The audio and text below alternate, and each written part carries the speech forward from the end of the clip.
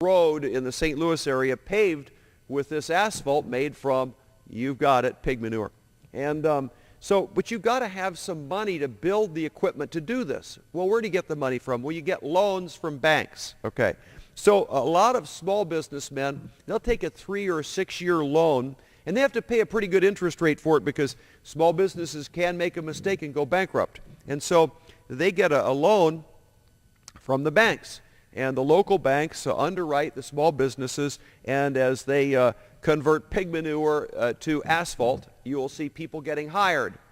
The trouble, though, is you've got to have liquidity. And so what has the administration done in order to make it so banks have liquidity? Well, they started one way with the crack cocaine of the federal system. That is, they released tons of money into this, we used to call printing money. So at the high level in the big banks, there's lots and lots of easy money that's created by the federal government. Usually that creates bubbles and then they blow up. But now what's happened is that easy money is not coming down through the arteries to the small businesses because the banking regulators are so tough with small business, the small businesses are afraid to loan any money. And so now you've got guys that have imagination that would be creating jobs because there is insufficient liquidity. Now they're being choked out. Now this particular innovator has found maybe a way around it to get some money, but a lot of problems in this liquidity area. What's the biggest culprit? Probably excessive taxation. Second biggest, maybe this liquidity, certainly the economic uncertainty. All of these things are factoring into that 10% unemployment. Excessive government spending is a job killer, but it does it sort of slowly and it does it on a rebound. It's not a direct effect. What happens is when the government spends too much money, then the problem is there isn't the liquidity in the economy, and so the money is not invested in the businesses, therefore they don't create jobs. So that's how that works. And then, of course, excessive government mandates and red tape. Obviously, if you're a small business person and you've got to fill out pages and pages and reams of red tape, which small businessmen have to do in America, that takes away from your efficiency. If you're a great big company, you got a couple of bureaucrats and boy, they're experts at every kind of red tape that comes along. You can get some efficiency in a big company at dealing with red tape. But for small businesses, red tape is a real job killer. And so that's another thing that we don't want. So now, if you take a look at the logic of where jobs come from and what you don't want to be doing, and you take a look at what we're doing, you're saying, hey, Congressman Akin, you're creating a perfect storm. About everything that creates unemployment, you're doing it all.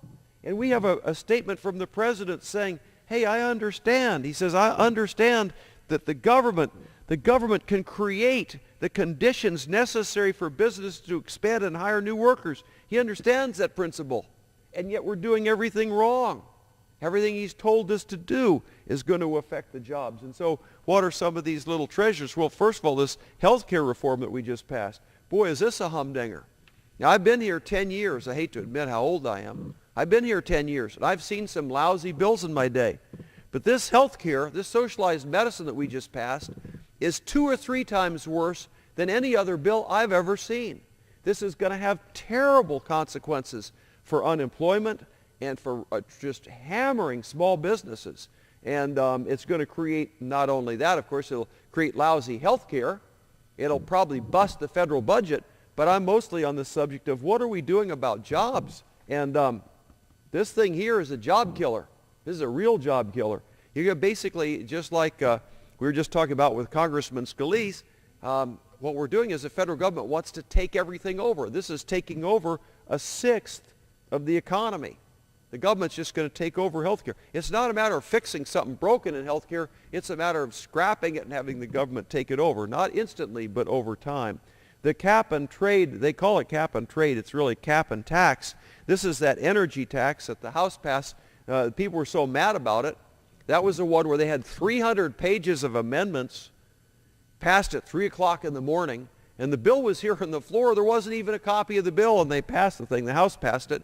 And people got so mad that the Senate refused to take it up. But this is a big tax on energy. Of course, that's not a good thing for small businesses. You've got other miscellaneous taxes coming. so many of them associated with this health care reform. That's where some of those taxes are coming from. So we're really doing all the wrong things, and it shouldn't surprise us that we're getting problems with unemployment. Obviously, there are other problems that are going on too, pretty serious ones, and I'd like to just talk a little about some of these other taxes.